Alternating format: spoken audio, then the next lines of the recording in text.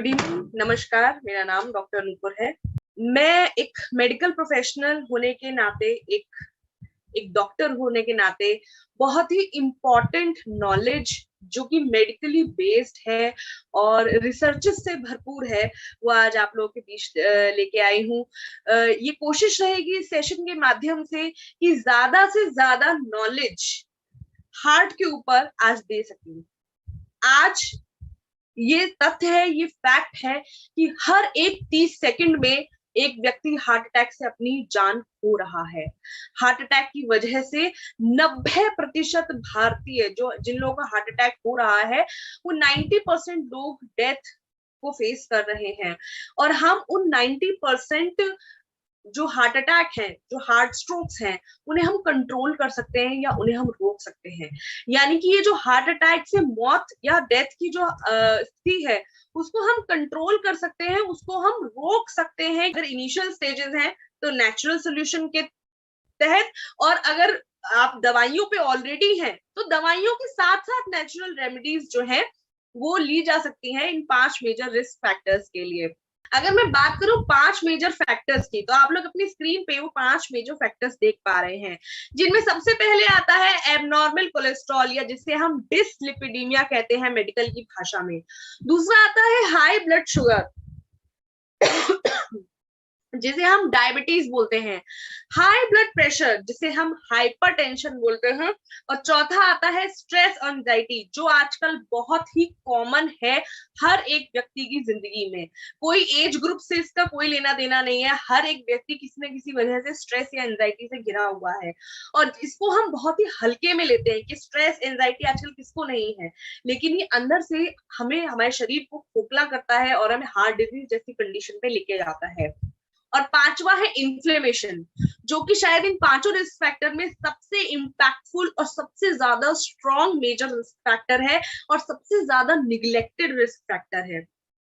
Inflammation के बारे में हम में से अधिकतर लोगों को ना तो पता होता है कि इन्फ्लेमेशन होता क्या है और इससे कितनी ज्यादा नुकसान हो सकती है, और जिन लोगों को पता भी है कि नाम से कि अच्छा इन्फ्लेमेशन कुछ होता भी है, वो इस इन्फ्लेमेशन के लिए कुछ करते नहीं है, कोई एक्स्ट्रा एफर्ट इस इन्फ्लेमेशन के लिए नहीं किया जाता है।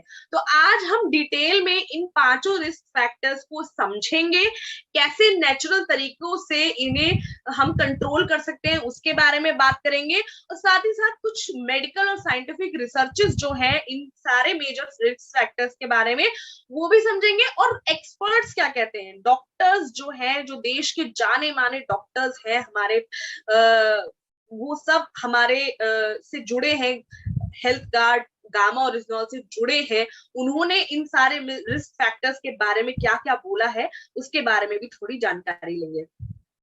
तो सबसे पहले आता है डिसलिपिडीमिया, जिसको हम बोलते हैं high blood cholesterol level.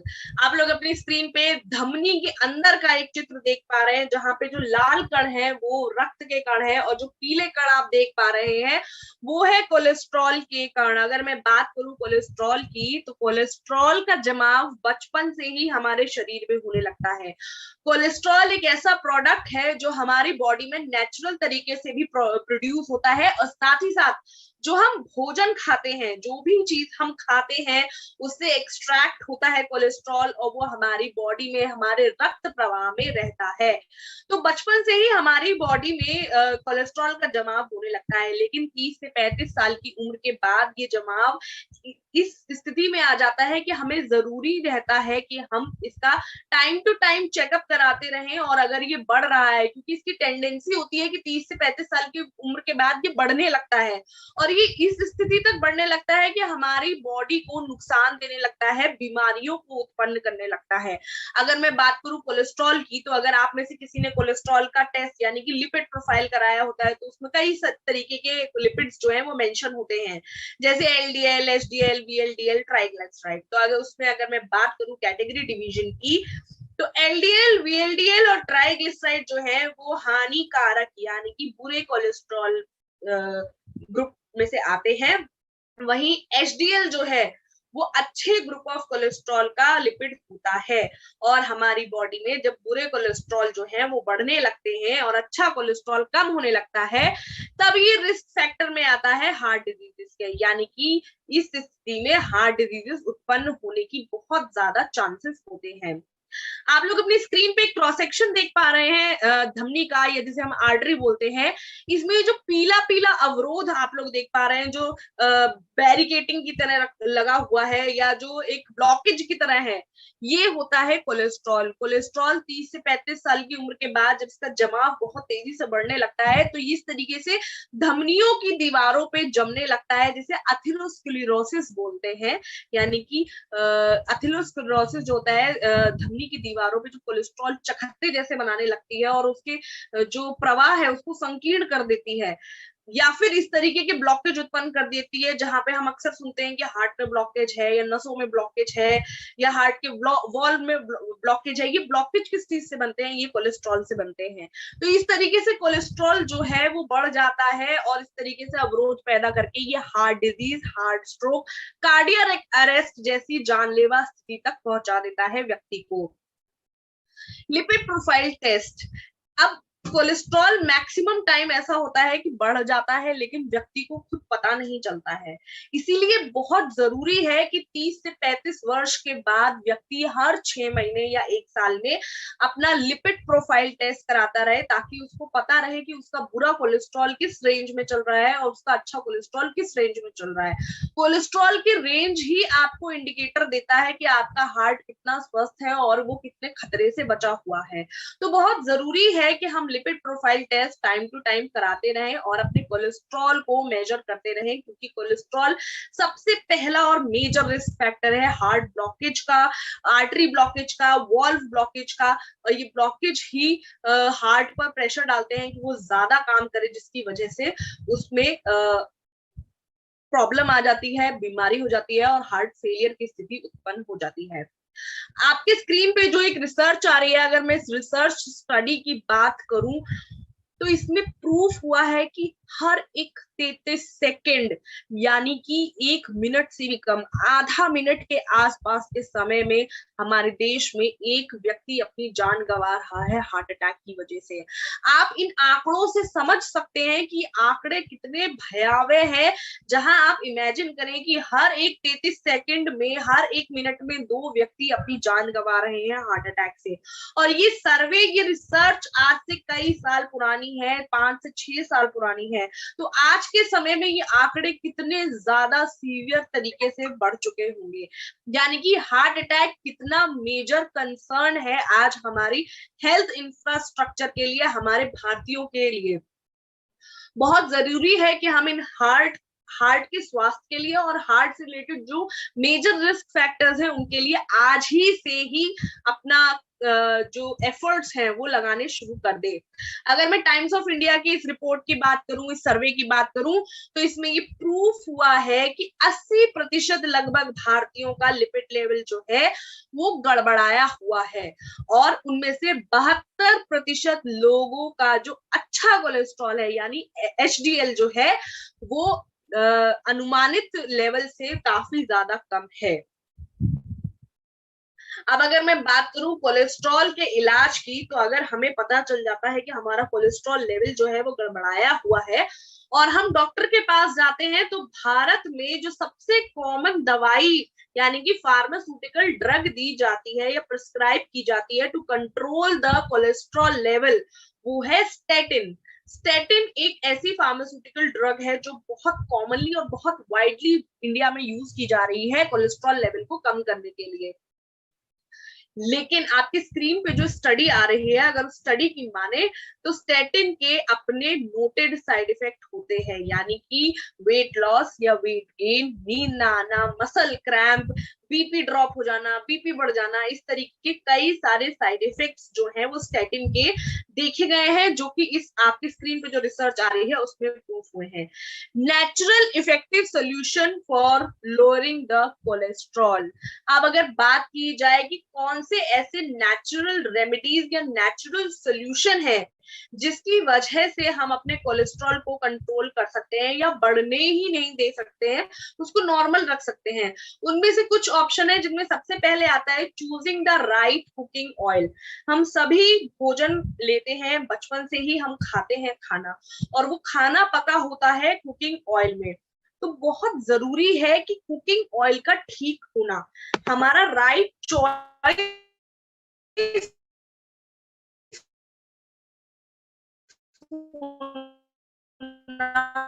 Cooking oil का बहुत जरूरी है होता है। या फिर कभी कभी कुछ लोग ऐसे होते हैं कि किसी ने सनफ्लावर ऑयल बता दिया, उन्होंने वो खा लिया, कभी किसी ने सोयाबीन ऑयल बता दिया, वो खा लिया, कभी किसी ने कुछ बता दिया तो वो खा लिया। लेकिन इस तरीके से नहीं होता है। बहुत जरूरी है कि हम वो कुकिंग ऑयल यूज करें जो कोलेस्ट्रॉल पे काम करता है, जैसे कि rice bran oil.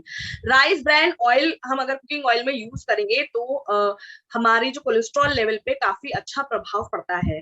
Second, food rich in soluble fibres. वो फूड जिनमें फाइबर्स हो, जैसे कि बीन्स है, वेजिटेबल्स है, होल ग्रेन्स है, ऐसे चीजों के सेवन से हमारा कोलेस्ट्रॉल जो है वो कंट्रोल हो सकता है। तीसरा है एक्सरसाइज। फिजिकल एक्टिविटी अपने आप में एक ऐसा नेचुरल सोल्यूशन है कि अगर हम फिजिकल एक्टिविटी कर रहे हैं जैसे कि एक्सरसाइज, तो वो ऑटोमेटिकली हमारी बॉडी में अच्छे कोलेस्ट्रॉल यानी कि एचडीएल को बढ़ाता है और बुरे कोलेस्ट्रॉल यानी एलडीएल वीएलडीएल की मात्रा को नेचुरल तरीके से घटाता है, उसको कम करता है। चौथा और सबसे इफेक्टिव नेचुरल सोल्यूशन है gamma oryzanol. Gamma oryzanol completely natural और सेफ है ह्यूमंस के लिए, क्योंकि ये बहुत ही नेचुरल प्रोडक्ट चावल की पूरी परत, पूरे चावल की पूरे छिलके से मिलता है गामा ओरिजिनॉल, और ये बहुत ही इफेक्टिव और बहुत ही बेहतरीन सोल्यूशन है to control the cholesterol level. अगर मैं बात करूं स्टेटिन वर्सेस गामा ओरिजिनॉल की, तो आपके स्क्रीन पे जो एक रिसर्च आ रही है उसकी माने तो gamma oryzanol has an equivalent efficacy as a lipid control agent, यानी कि स्टेटिन जो कि डॉक्टरों का प्रिस्क्राइब एक दवाई है, उतनी ही क्षमता है जितनी क्षमता गामा ओरिजिनॉल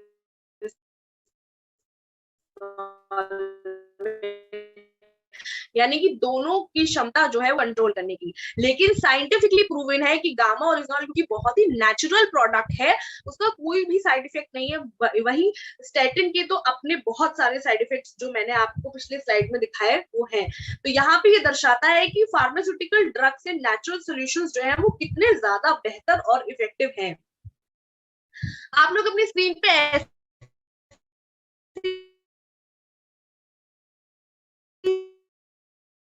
कई सारी हृदय पे जो इफेक्ट है यानी कार्डियोवैस्कुलर इफेक्ट जो है वो देखे जा रहे हैं, जैसे कार्डियोवैस्कुलर न्यूरोसिस है, कार्डियोवैस्कुलर डिजीजेस है, ऐसी कई सारी जो हृदय से रिलेटेड प्राण घातक बीमारियां हैं, वहां पे गामा ओरिजिनॉल जो है वो इफेक्ट करता है। और उनके रिसर्चेस आप लोग अपने स्क्रीन पे उसके रिजल्ट जो है वो आप देख सकते हैं, पढ़ सकते हैं। Anti lipidaemic effect of gamma oryzanol. Anti lipidaemic मतलब कि कोलेस्ट्रॉल को कम करने वाला इफेक्ट, बढ़े हुए लिपिड को कम करने वाला या डिसलिपिडीमिया के खिलाफ काम करने वाला जो इफेक्ट है वो गामा ओरिजिनॉल में पाया जाता है। ऐसे ही कई सारे रिसर्चेस और कई सारी स्टडीज आप पढ़ सकते हैं, देख सकते हैं और खुद ये चीज समझ सकते हैं कि कितना इफेक्टिव है गामा ओरिजिनॉल कोलेस्ट्रॉल के लेवल को कंट्रोल करने के लिए। जापान में 1962 से लाइसेंस्ड ड्रग की तरह यूज किया जा रहा है for the treatment of multiple disease, specially cholesterol and lipid. United state of America के मेश फार्माकोलॉजिकल क्लासिफिकेशन की अगर बात करूं तो वहां पे सदियों से नेचुरल रेमेडीज का यूज किया जा रहा है और लगभग एक दशक से गामा ओरिजिनॉल का इस्तेमाल किया जा रहा है ब्लड में लिपिड लेवल को कंट्रोल करने के लिए। भारत ने भी गामा ओरिजिनॉल की इन सभी क्षमताओं को पहचाना है, जाना है, समझा है और इसीलिए भारत सरकार ने गामा ओरिजिनॉल को एक अप्रूव्ड न्यूट्रास्यूटिकल का दर्जा भी दिया है। अगर मैं बात करूं एक्सपर्ट की, तो आप लोग की स्क्रीन पे डॉक्टर नीरज की एक फोटो आ रही है। ये एक कार्डियोलॉजिस्ट है, हृदय के स्पेशलिस्ट हैं मैक्स अस्पताल गुड़गांव के। उन्होंने भी अपने एक वीडियो स्टेटमेंट में ये बताया है कि कैसे कोलेस्ट्रॉल को कंट्रोल करने के लिए गामा ओरिजिनल बहुत ही एक्सीलेंट तरीके से काम करता है। इस वीडियो को आप फॉरएवर हेल्दी विद ईशा के यूट्यूब चैनल पे जाके देख सकते हैं, इसको समझ सकते हैं, और साथ ही कोलेस्ट्रॉल से रिलेटेड आपके कोई जानकार है, आपके फैमिली मेंबर है, उनके साथ आप ये वीडियो शेयर भी कर सकते हैं। सेकेंड मेजर रिस्क फैक्टर की अगर बात करूं तो वो है हाई ब्लड शुगर यानी कि डायबिटीज। हम सभी अमूमन नॉर्मल ब्लड शुगर लेवल के बारे में जानते ही हैं, और अगर मैं बात करूं डायबिटीज की तो भारत डायबिटीज की राजधानी बनता जा रहा है पूरे वर्ल्ड में। इतनी तेजी से डायबिटीज के मरीज भारत में मल्टीप्लाई होते जा रहे हैं, इतनी तेजी से बढ़ते जा रहे हैं, तो शायद ही कोई घर और कोई परिवार डायबिटीज के पेशेंट से बचा हुआ है। हर कोई हमारे आसपास जो है वो डायबिटीज का शिकार होता चला जा रहा है, और ये डायबिटीज अगर अनकंट्रोल हो जाती है तो हमें इंसुलिन जैसी इंजेक्शन पे भी निर्भर रहना पड़ जाता है। अगर मैं बात करूं डायबिटीज की तो ये बहुत ही मेजर रोल प्ले करता है हार्ट डिजीजेस में या हार्ट अटैक में, क्योंकि ये साइलेंट किलर की तरह काम करता है। Diabetes over the years, over the months जो है धीरे धीरे धीरे धीरे जो है हमारे शरीर के मेजर ऑर्गन्स जिसमें से हार्ट एक आता है उसे खोखला बनाता जाता है, खोखला बनाता जाता है, उसकी वर्क एफिशिएंसी को कम करता जाता है, जिसकी वजह से हार्ट अटैक और हार्ट की डिजीजेस जो है वो व्यक्ति को हो जाती है। अगर मैं बात करूं नेचुरल सॉल्यूशन की, कि ऐसे कौन से नेचुरल रेमेडीज हैं, नेचुरल सॉल्यूशंस हैं, नेचुरल वेज हैं जिनके द्वारा हम अपनी डायबिटीज को कंट्रोल कर सकते हैं या डायबिटीज होने से खुद को रोक सकते हैं, वो जिसमें सबसे पहले आता है एक्सरसाइज रेगुलरली। अगर मैं बात करूं कौन सी एक्सरसाइज, तो हम थोड़ा बहुत स्ट्रेचिंग कर सकते हैं, योगा कर सकते हैं, वॉक कर सकते हैं। वॉक की अगर बात करूं तो शायद 99% डायबिटिक पेशेंट्स को डॉक्टर्स जो है वो पैदल चलने के लिए बोलते हैं या वॉक करने के लिए बोलते हैं। उनसे कहा जाता है कि आप 10 से 15 मिनट रोज वॉक करिए, क्योंकि एक्सरसाइज करने से या बेसिकली जो इसका मोटिव होता है फिजिकल एक्टिविटी, उससे कई सारे केमिकल्स और कई सारे हार्मोन्स हमारी बॉडी में रिलीज होते हैं जो सेल्फ हीलिंग होते हैं। सेल्फ हीलिंग मतलब कि उनमें इतनी क्षमता होती है कि शरीर में किसी भी तरीके की अगर बीमारी है तो उसके खिलाफ लड़ सके। इन हार्मोन्स और इन केमिकल्स को रिलीज करने के लिए बहुत जरूरी है कि व्यक्ति एक्सरसाइज करे, फिजिकली एक्टिव रहे। वहीं अगर मैं खान पान की बात करूं तो खान पान में आप जिसे हम कहते हैं गेहूं या कनक का जो आटा है उसकी जगह हम बार्ले यानी बाजरे या ज्वार का या नाचनी रोटी हम इस्तेमाल कर सकते हैं। उसके अलावा अगर मैं बात करूं लेंटिल्स यानी कि होल ग्रेन्स दाल, उनका इस्तेमाल कर सकते हैं। डायबिटीज के केस में हम वो फ्रूट्स और वेजिटेबल्स ले सकते हैं जिनका ग्लाइसेमिक इंडेक्स कम हो। ग्लाइसेमिक इंडेक्स कम वाले फ्रूट्स और वेजिटेबल्स हम कर सकते हैं। एंड गामा ओरिजिनॉल जो कि सबसे इंपॉर्टेंट और सबसे इफेक्टिव नेचुरल वे है डायबिटीज को कंट्रोल करने के लिए। इस गामा ओरिजिनॉल का हम नियमित रूप से लंबे समय तक अगर हम सेवन कर रहे हैं तो ये इफेक्टिवली हमारे डायबिटीज को कंट्रोल करता है। और जैसे ही हमारा शुगर लेवल कंट्रोल होता है हम अपने आप को प्रिवेंट कर देते हैं हार्ट स्ट्रोक और हार्ट डिजीज से। वहीं अगर हमारे शुगर मीटर जो है वो रेड की तरफ जाता है यानी कि खतरे के निशान पे जाता है, हम तुरंत एक्सपोज हो जाते हैं हार्ट स्ट्रोक और हार्ट डिजीज के लिए। अगर मैं बात करूं एक्सपर्ट्स की तो डॉक्टर नाबाजीत तालुकदार जो कि एक और नई दिल्ली के एक्सपर्ट डॉक्टर सीनियर डॉक्टर हैं बत्रा हॉस्पिटल के, उन्होंने अपने वीडियो स्टेटमेंट में ये समझाया है कि कैसे गामा ओरिजिनॉल के इस्तेमाल से हम अपनी डायबिटीज को कंट्रोल कर सकते हैं। हर तरह की डायबिटीज चाहे वो टाइप 1 हो टाइप 2 हो, दोनों ही तरीके की डायबिटीज को कैसे गामा ओरिजिनॉल से हम कंट्रोल कर सकते हैं।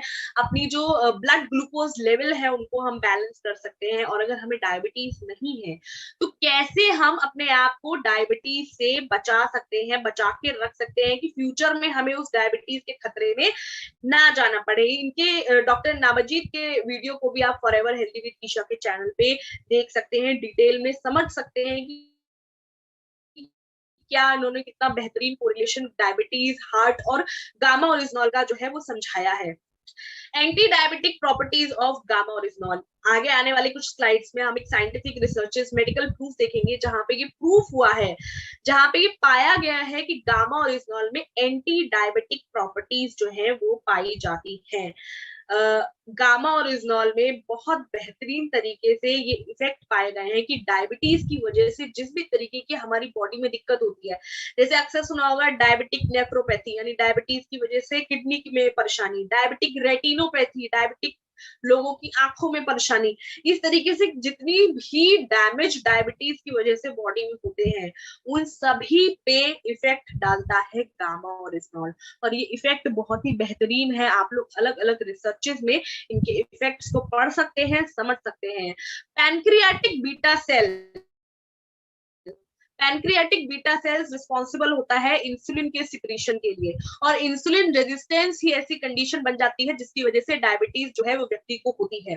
तो ये पैनक्रियाटिक बीटा सेल्स पर काम करता है, और जो भी प्रॉब्लम इन बीटा सेल्स में हुई है जिसकी वजह से हमारे ग्लूकोज इम्बैलेंस हो रहा है, इंसुलिन इम्बैलेंस हो रहा है, उसको ये मेंटेन करता है।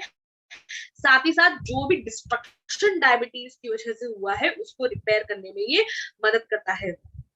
इस तरीके से कई सारी रिसर्चेस, कई सारे मेडिकल स्टडीज जो है वो लोग आप देख पा रहे हैं कि कैसे हर एक अंग पे जो डायबिटीज का इफेक्ट है उस पर गामा ओरिजिनॉल काम करता है, और उसके रिवर्सल पे काम करता है, आपके ब्लड ग्लूकोज लेवल को मेंटेन करेगा। जो एक फ्लक्चुएशन की स्थिति आ जाती है कि डायबिटीज जो है कभी एकदम बढ़ जा रही है, कभी नील हो जा रही है, व्यक्ति फेंट हो जाता है, समझ नहीं आता है ये फ्लक्चुएशन में हम क्या करें, कभी कभी दवाइयां भी उस पर काम नहीं करती हैं। इस फ्लक्चुएशन की स्थिति में भी गामा ओरिजिनॉल जो है वो काम करता है, और फ्लक्चुएशन पे काम करके बैलेंस करने की कोशिश करता है कि एक नॉर्मल रेंज में आपका ब्लड ग्लूकोज लेवल जो है वो बना रहे।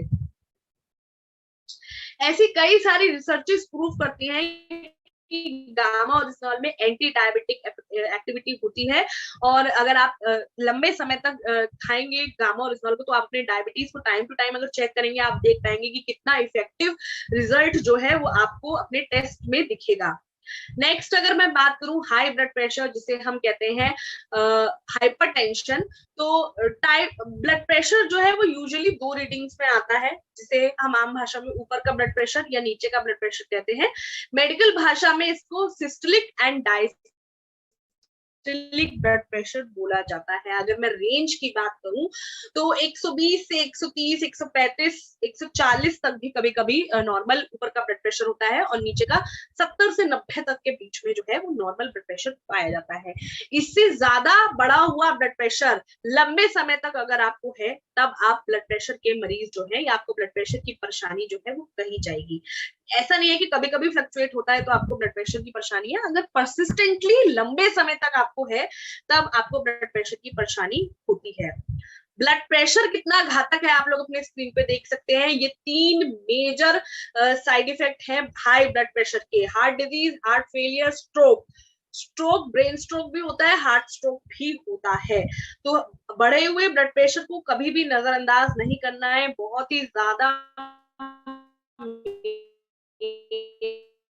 मेजर रेड फ्लैग है ये हमारे स्वास्थ्य के लिए। अगर मैं बात करूं नेचुरल सोल्यूशन की कि हाइपरटेंशन को यानी हाई ब्लड प्रेशर को आप नेचुरल तरीके से कैसे कंट्रोल कर सकते हैं, उसमें सबसे पहले आता है लेस सॉल्ट। हमें सोडियम की मात्रा को कम लेना है अपने भोजन में, यानी कि नमक को कम से कम लेना है। अगर हमारा वेट बढ़ा हुआ है तो हमें वेट लॉस की तरफ काम करना है। साथ ही स्मोकिंग और ड्रिंकिंग को बहुत ही ज्यादा कंट्रोल करने की जरूरत है। और नेक्स्ट है एक्सरसाइज। एक्सरसाइज पांचों में जो रिस्क फैक्टर में आपको कॉमन मिलेगी, क्योंकि जैसे कि मैंने बताया था कि एक्सरसाइज से, फिजिकल एक्टिविटी से हमारी बॉडी में कुछ अच्छे ग्रुप ऑफ केमिकल्स और हार्मोन्स रिलीज होते हैं जो कि अंदरूनी इम्यूनिटी को भी इंक्रीज करते हैं, और साथ ही साथ ये हमारी बॉडी की कोई भी बीमारी में लड़ने के लिए हमें मदद करते हैं। नेक्स्ट है gamma oryzanol. Gamma oryzanol completely safe है, बिना किसी साइड इफेक्ट के ये एक नेचुरल सॉल्यूशन, नेचुरल रेमेडी है जो आपको एक्सीलेंट और वंडरफुल रिजल्ट देती है अगर आप किसी भी बीमारी को, स्पेशली हाइपरटेंशन में यानी बढ़े हुए ब्लड प्रेशर में ले रहे हैं तो। अगर मैं बात करूं रिसर्चेस की, आपकी स्क्रीन पे कुछ रिसर्चेस जो है वो शो हो रहे हैं, अगर उनकी माने तो गामा ओरिजिनॉल के लंबे समय तक सेवन करने से ये आपके सिस्टोलिक और डायस्टोलिक दोनों ही ब्लड प्रेशर को कंट्रोल करता है। ब्लड प्रेशर का कुछ लोगों को फ्लक्चुएशन होता है, उस फ्लक्चुएशन पे भी काम करता है और नॉर्मल रेंज में लाने की कोशिश करता है। एक स्टडी में ये प्रूव हुआ है कि राइस ब्रैन यानी कि चावल की भूरे छिलके से निकलने वाले इस पाउडर, जिसे हम गामा ओरिजिनॉल कहते हैं, इसमें बहुत ही बेहतरीन क्षमता है कि ये आपके ब्लड प्रेशर को इंप्रूव करता है, आपके लिपिड प्रोफाइल को इंप्रूव करता है और साथ ही साथ आपके ग्लूकोज मेटाबॉलिज्म यानी डायबिटीज पे भी उतनी ही क्षमता से काम करके इन तीनों स्थितियों में व्यक्ति को बेहतर स्थिति देता है। अब अगर मैं बात करूं कुछ क्लिनिकल रिसर्चेस की, तो अगर मैं बात करूं क्लिनिकल ट्रायल्स की, क्लिनिकल ट्रायल्स वो ट्रायल्स होते हैं जो मनुष्यों के ऊपर की जाते हैं, यानी कि एक ग्रुप ऑफ पीपल जो है को सिलेक्ट किया जाता है और वहां पर को दिया जाता है, और गामा ओरिजिनॉल को देने के बाद इन क्लिनिकल ट्रायल्स में देखा गया है कि मैक्सिमम लोगों के हाइपरटेंशन जो है वो गामा ओरिजिनॉल से क्योर हुए हैं, क्योरेटिव इफेक्ट जो है वो देखे गए हैं। ऐसे कई सारे क्लिनिकल ट्रायल्स जो है वो आप देख सकते हैं, पढ़ सकते हैं, समझ सकते हैं, जहाँ पे अलग अलग ग्रुप, कभी 41, 40, 42, 100, 150 लोगों के ग्रुप में गामा ओरिजिनॉल का जो है वो सेवन कराया गया था और उसके बाद उनके टेस्ट करा के देखा गया कि किस तरीके से उनके ब्लड प्रेशरों को कंट्रोल किया गया है, सिस्टोलिक और डायस्टोलिक ब्लड प्रेशर जो है वो कंट्रोल हुए हैं। अगर मैं बात करूं एक्सपर्ट की, तो डॉक्टर शैलेश साय जो कि एक सीनियर डॉक्टर है मैक्स हॉस्पिटल गुड़गांव के, उन्होंने भी अपने वीडियो स्टेटमेंट में बताया है कि कैसे ब्लड प्रेशर पे गामा ओरिजिनॉल इफेक्ट करता है और कैसे ब्लड प्रेशर को कंट्रोल करना बहुत जरूरी है अगर हम अपना स्वस्थ हृदय चाहते हैं, अगर हम हार्ट अटैक, हार्ट से रिलेटेड परेशानियों से बचना चाहते हैं। डॉक्टर शैलेश सहाय की भी पूरी वीडियो आप फॉरएवर हेल्दी विद ईशा के यूट्यूब चैनल पे जाके देख सकते हैं। चौथा और इम्पोर्टेंट मेजर रिस्क फैक्टर है वो है स्ट्रेस और एंजाइटी। आज हमारी भागदौड़ भरी लाइफस्टाइल और हमारी जिंदगी में हर एक व्यक्ति को स्ट्रेस है। ये स्ट्रेस जब एक लेवल और ऊपर बढ़ जाता है तब ये एंजाइटी बनता है, और ये इससे भी ज्यादा ऊपर लेवल पे चला जाता है तब डिप्रेशन की स्थिति को उत्पन्न कर देता है। तो बहुत जरूरी है कि हमें स्ट्रेस, एंजाइटी या डिप्रेशन की स्थिति से बाहर निकले, क्योंकि ये इटसेल्फ एक बीमारी का कारक है। स्ट्रेस, एंजाइटी, डिप्रेशन खुद में ही एक बीमारी है और साथ ही साथ ये बहुत सारी और बड़ी बड़ी बीमारियों का रास्ता खोलने का काम करता है। अगर आपको स्ट्रेस है, आप अंडर द स्ट्रेस जीवन जी रहे हैं, तो आप अपने बहुत सारी बीमारियों को अपने शरीर में न्योता दे रहे हैं। तो बहुत जरूरी है कि हम खुद से कोशिश करें कि हम स्ट्रेस, एंजाइटी और डिप्रेशन की स्थिति से आगे निकले। तो अगर मैं नेचुरल सोल्यूशन या नेचुरल रेमेडी की बात करूं तो सबसे पहले आता है ग्रैटिट्यूड। ग्रैटिट्यूड यानी कि शुक्रिया करना, हमें किसी का शुक्रगुजार होना। ग्रैटिट्यूड एक ऐसी एक्टिविटी है, एक ऐसी एक्सरसाइज है कि अगर हम रोजाना ग्रैटिट्यूड कर रहे हैं तो हमें बहुत ज्यादा पॉजिटिविटी फील होती है और हम उस पॉजिटिविटी से स्ट्रेस और एंजाइटी को मात दे सकते हैं। अगर मैं बात करूं ग्रैटिट्यूड करने की, तो हम दिन में 5 या 10 मिनट निकाल के सिर्फ आंख बंद करके एक शुक्रगुजार हो सकते हैं, शुक्रिया कह सकते हैं उस शक्ति को, जिस भी शक्ति को आप मानते हैं कि आज मैं स्वस्थ रहा, या आज मेरी सुबह जो थी वो एक स्वस्थ सुबह थी, आज मेरे परिवार जो है वो स्वस्थ है, या किसी भी चीज का आप ग्रैटिट्यूड जो है शुक्रगुजार आप हो सकते हैं। और आप ये महसूस करेंगे कि अगर आप 15-20 दिन ये चीज लगातार कर रहे हैं तो एक पॉजिटिविटी, एक पॉजिटिव होप आप अपनी जीवन में देख पाएंगे। और अगर उससे ज्यादा आप समय निकाल सकते हैं 15-20 मिनट का, तो आप डायरी में, हमें कहूंगी कि अगर स्ट्रेस से मुक्त रहना है तो कुछ ना कुछ लिखते जरूर रहना है।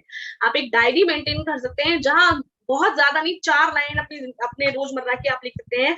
4 लाइन पॉजिटिव लाइन जो आज आपके साथ हुआ है, चाहे वो आपने कुछ सीखा हो, चाहे आपने कुछ अच्छा किया हो, अच्छा कुछ पढ़ा हो या अच्छा कुछ समझा हो, आप वो 4 पॉजिटिव चीजें जो है अपने डायरी में लिख के भी ग्रैटिट्यूड जो है वो शो कर सकते हैं। नेक्स्ट है माँ प्रकृति के पास रहना। प्रकृति अपने आप में हीलिंग इफेक्ट रखती है। आप जितना ज्यादा प्रकृति के करीब रहेंगे, प्रकृति के आसपास रहेंगे, उतना ज्यादा आपको पॉजिटिव और हीलिंग जैसा फील होगा। तो मैं हमेशा यही सजेस्ट करती हूँ कि आपके आसपास कोई पार्क हो जहाँ हरियाली ज्यादा हो, या कोई ऐसी रोड हो जहाँ पेड़ वेड़ ज्यादा हो, भीड़ भाड़ कम हो, वहां 5-10 मिनट की वॉक लीजिए, वहां बैठिए, 5-10 मिनट गहरी सांस लीजिए आंख बंद करके और प्रकृति को महसूस करने की कोशिश करिए। नेक्स्ट है योगा। योगा हम सब जानते हैं कितना इंपॉर्टेंट है हमारे माइंड और हमारी बॉडी दोनों के ही स्वास्थ्य के लिए। नेक्स्ट है मेडिटेशन। मेडिटेशन एक होलिस्टिक अप्रोच है स्वस्थ जीवन के लिए। ये हमारी शारीरिक और बौद्धिक दोनों ही क्षमताओं को बढ़ाता है और हमें शांत और एक कामनेस जो है वो प्रदान करता है।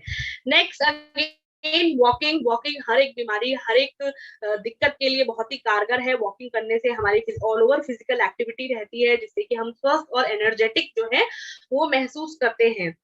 कई बार हम कोशिश करते हैं कि ये नेचुरल वेज क्यों लेने हैं जब हर चीज की दवाई आती है, तो क्यों हम चलें, क्यों हम प्रकृति के पास जाएं जब हम हर चीज की दवाई ले सकते हैं। तो ये दवाई लेने से आप पेड़ को ठीक कर सकते हैं, लेकिन पेड़ की जड़ को नहीं। तो अगर हमें कोई चीज जड़ से ठीक करनी है, अगर हमें जड़ से किसी चीज का खात्मा करना है, अपने स्वास्थ्य में कुछ जड़ से बदलाव करना है, तो हमें ऊपर ऊपर की चीजें नहीं, हमें सिर्फ ऊपर के सूखे पत्ते हटाने से काम नहीं चलेगा। तो बहुत जरूरी है कि नेचुरल वेज, अगर आपको किसी बीमारी में दवाइयां भी चल रही है, कोर्स भी चल रहा है, तो उसके साथ भी आप नेचुरल वेज का इस्तेमाल करें, नेचुरल सोल्यूशन पे आए, ताकि जड़ से रूट कॉजेज जो है उन पर आप काम कर सकें। और ये जो दवाइयां अक्सर हम लेते हैं इसलिए कि हम नेचुरल वेज में नहीं बिलीव करते, या फिर वो ज्यादा शॉर्टकट होता है, उन दवाइयों के अपने खुद के बहुत सारे साइड इफेक्ट्स होते हैं। कि सिर दर्द की दवाई खाई है, सिर दर्द तो ठीक हो गया, लेकिन पेट दर्द शुरू हो गया, पेट दर्द की दवाई खाई है, पैर में दर्द शुरू हो गया। तो इस तरीके के कई सारे साइड इफेक्ट हैं। अगर हम चाहते हैं कि दवाइयों पे जो हमारी निर्भरता है वो अगर खत्म हो, तो बहुत जरूरी है कि जो नेचुरल वेज है उसकी तरफ हम जाएं, और नेचुरली जो जो सप्लीमेंट्स, जो जो चीजें हम कंज्यूम कर सकते हैं, जैसे कि गामा ओरिजिनॉल है, उसके साथ साथ आपके खान पान में थोड़ा चेंज है, एक्सरसाइज है, उस पर हम ज्यादा जोर दें तो वो ज्यादा बेहतर रहेगा। लॉन्ग रन में आपको हेल्दी बनाएगा, लॉन्ग रन में आपकी बीमारी पे काम करेगा। Gamma oryzanol and anti stress agent. आप अपनी स्क्रीन पे जापान का एक ड्रग प्रोफाइल देख पा रहे हैं, जहां पे इसकी एफिकेसी को एंटी एंजाइटी ड्रग की तरह लिया गया है। आपके स्क्रीन पे एक रिसर्च आ रही है, अगर उसकी माने तो गामा ओरिजिनॉल में फेरुलिक एसिड पाया जाता है, जो कि बहुत ही पोटेंशियल एंटी स्ट्रेस एजेंट जो है वो देखा गया है। यानी कि गामा ओरिजिनॉल का अगर आप सेवन नियमित रूप से कर रहे हैं, तो ये आपकी स्ट्रेस, एंजाइटी, डिप्रेसिव जो थॉट्स हैं, डिप्रेसिव जो लाइफस्टाइल है, कंडीशन है, जो विचार है, उन पर भी ये काम करता है, और आपकी स्लीपिंग पैटर्न पे काम करता है। अक्सर हम देखते हैं कि जब हमारी नींद भी पूरी नहीं होती है तो हमें बहुत ज्यादा स्ट्रेस होने लगता है, और नींद को हम बहुत लाइटली लेते हैं, लेकिन नींद ना पूरी होने की वजह से भी हमारी बौद्धिक और शारीरिक क्षमता पे बहुत ज्यादा इफेक्ट पड़ता है, और हम कंसंट्रेट नहीं कर पाते हैं। फिर हमारे उसका प्रभाव जो है स्वभाव पड़ता है, और धीरे धीरे अगर लंबे समय से हमारी स्लीप साइकिल डिस्टर्ब है, तो ये बीमारियों को भी उत्पन्न करने लगती है। तो स्लीप पे, अपने स्लीप पैटर्न पे काम करना बहुत ज्यादा जरूरी है। गामा ओरिजिनॉल के नियमित रूप से सेवन पे आप लोग अपनी स्क्रीन पे एक रिसर्च देख पा रहे हैं, जहां पे ये प्रूफ हुआ है, राइस ब्रैन यानी चावल की भूरी परत से मिलने वाला ये गामा ओरिजिनॉल में स्लीप प्रमोटिंग इफेक्ट जो है वो पाए जाते हैं। स्लीप प्रमोटिंग इफेक्ट मतलब कि अगर मैं बात करूं कंडीशंस की, जैसे इंसोमिया होता है, जहां पे महीनों से, सालों से व्यक्ति को नेचुरल तरीके से खुद ब खुद नींद नहीं आई है, या फिर स्लीप डेप्रीवेशन एक ऐसी स्थिति जहां पे आपकी स्लीप साइकिल पूरी नहीं होती, आप लेटने के बाद भी 3-4 घंटे तक जगते रहते हैं, नींद भी आती है तो ऐसी आती है कि जरा सी खटक से भी आपकी नींद खुल जाती है। ऐसी स्लीप डेप्रीवेशन की स्थिति में भी आप गामा ओरिजिनॉल का सेवन कर सकते हैं।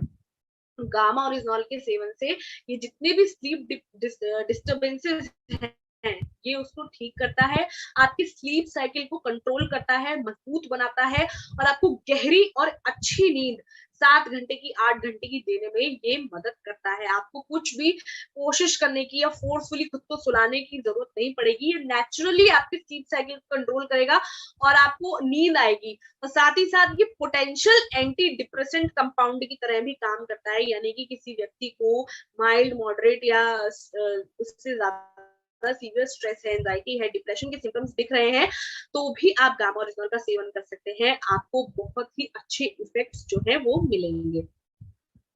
अगर मैं बात करूं क्लिनिकल ट्रायल्स की, तो एक ये क्लिनिकल ट्रायल आप लोग अपनी स्क्रीन पे देख पा रहे हैं, जहां पे 62 पेशेंट्स जो हैं वो लिए गए थे, जिन्हें ब्रेन से रिलेटेड कुछ परेशानी थी, जिसकी वजह से उन्हें एंजाइटी थी, स्ट्रेस थी और वो हॉस्पिटलाइज भी रह चुके थे।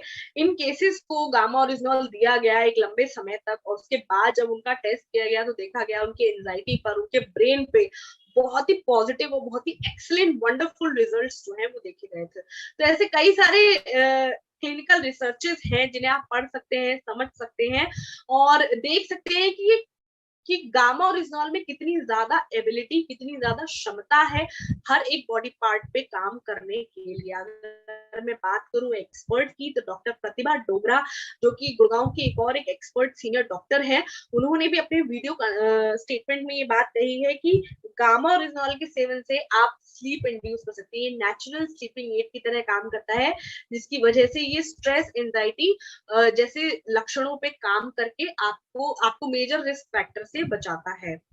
लास्ट मेजर रिस्क फैक्टर की अगर मैं बात करूं तो वो है इन्फ्लेमेशन।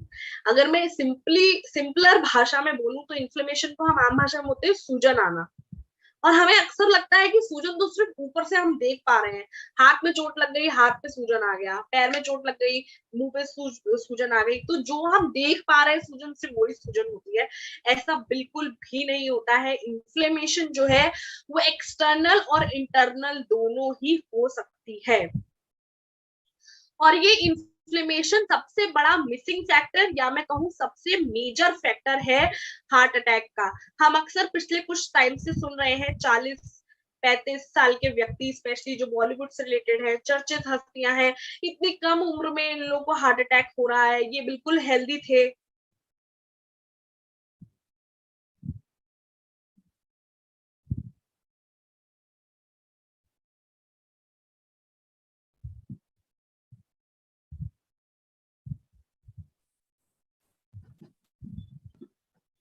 मैम एक बार आप फिर से शेयर करें प्लीज।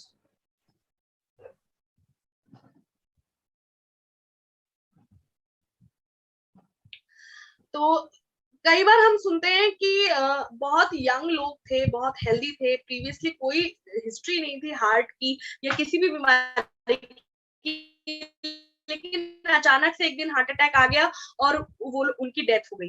इनके पीछे, इन केसेस के पीछे जो मेजर फैक्टर होता है वो है ये इन्फ्लेमेशन या ये इंटरनल सूजन, जो शरीर के अंदर की सूजन होती है। ये बहुत ही इंपॉर्टेंट है। मैक्सिमम लोगों को इन्फ्लेमेशन के बारे में पता नहीं होता है, और अगर पता भी होता है तो उसको बहुत लाइटली लेते हैं, उसको इतना रिस्क फैक्टर नहीं लेते हैं कि हमें हार्ट अटैक हो सकता है या हमारी जान भी जा सकती है इस इन्फ्लेमेशन की वजह से।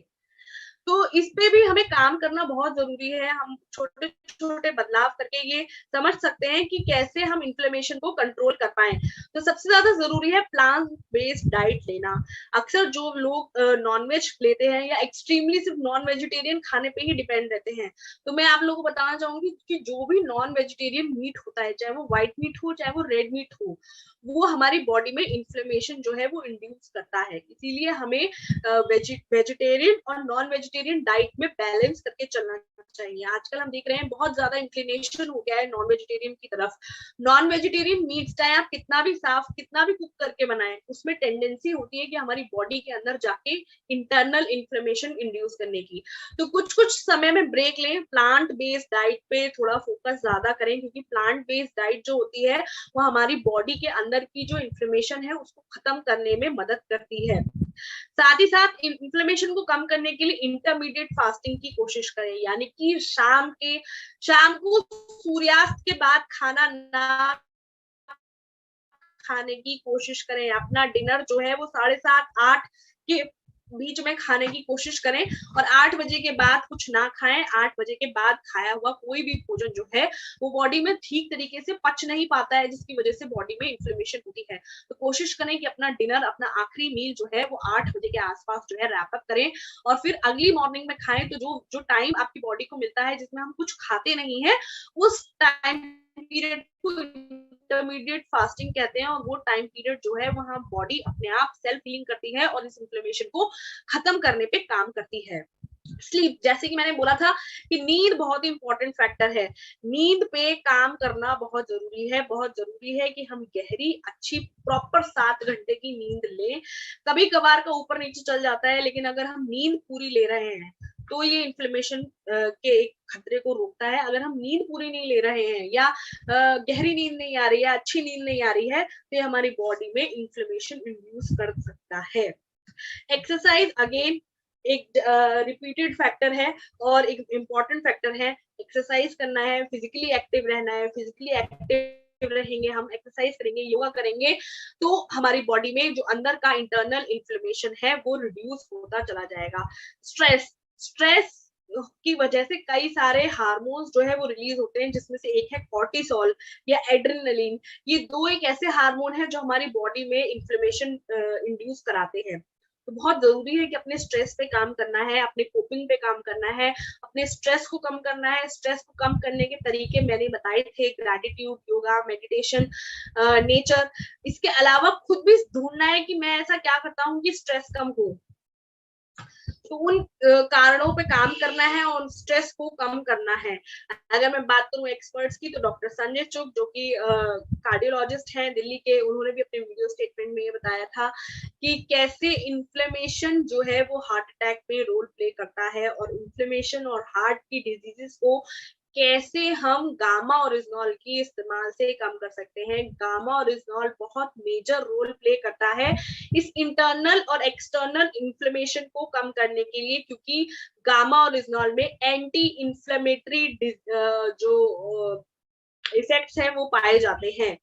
इन्फ्लेमेशन से सिर्फ हार्ट की ही नहीं, बहुत सारी घातक बीमारियां जो है वो उत्पन्न होती हैं, चाहे वो पल्मोनरी डिजीज यानी कि लंग से रिलेटेड हो, डायबिटीज, ऑटोइम्यून डिजीजेस, ऑर्थराइटिस। अक्सर हम सुनते हैं कि लोगों के जोड़ में, घुटने में, कमर में दर्द रह ही रहा है बिना किसी रीजन से। टेस्ट में कुछ नहीं निकल रहा है लेकिन दर्द तो बना ही हुआ है। ये दर्द होता है इन्फ्लेमेशन की वजह से।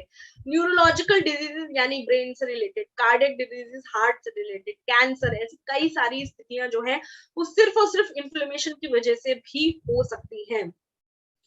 आप लोग अपनी स्क्रीन पे कई सारी रिसर्चेस देख पा रहे हैं जहां पे प्रूफ हुआ है कि गामा ओरिजिनॉल में एंटी इन्फ्लेमेटरी या प्रो इन्फ्लेमेटरी जो है वो मार्कर्स पाए जाते हैं, इफेक्ट्स पाए जाते हैं जो कि स्ट्रेस पे काम करते हैं, ऑक्सीडेशन से निकलने वाले फ्री रेडिकल्स पे काम करता है और किसी भी तरीके की एक्सटर्नल और इंटरनल इन्फ्लेमेशन यानी कि सूजन पे काम करके ये उस सूजन को पूरी तरीके से नेचुरल तरीके से ठीक करता है। अगर आप गामा ओरिजिनॉल को लंबे समय तक ले रहे हैं, तो अगर वो आपके शरीर के ऊपर की सूजन है, दर्द है, ऐसा दर्द है किसी अंग में, हाथ में, पैरों में, कमर में, जोड़ों में, कि वो टेस्ट के बाद भी ठीक नहीं हो रहा, आप पेन किलर पे पेन किलर लिए जा रहे हैं, तो आप गामा ओरिजिनॉल का इस्तेमाल कर सकते हैं। आपकी इन्फ्लेमेशन को, उस जगह की इन्फ्लेमेशन पे काम करके उस स्थिति को ये बेहतर बनाएगा। आप बहुत अच्छे रिजल्ट्स जो है वो देख पा रहे हैं।